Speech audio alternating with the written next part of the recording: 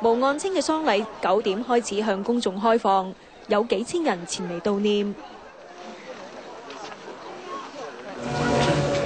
靈堂中間寫住沉痛悼念毛岸青同志，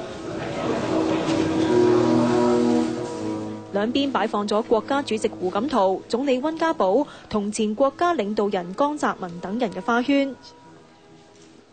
嚟悼念嘅人一一向毛岸青嘅遺體告別。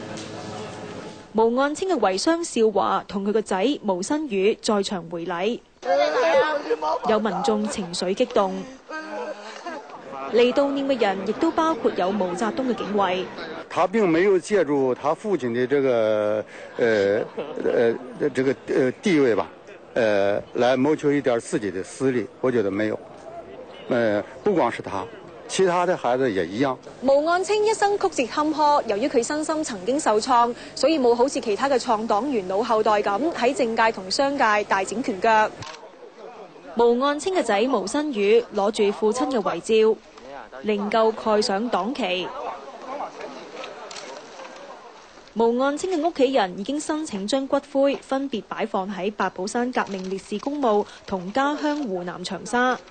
毛岸青係毛澤東同第二任妻子楊開慧所生嘅仔，早年喪母，曾經流落街頭被打傷，造成後遺症。佢後來留學蘇聯，回國之後任職解放軍軍事科學院。佢係喺上個月23號因病逝世，終年84歲。無線電視駐北京記者吳怡婷報道。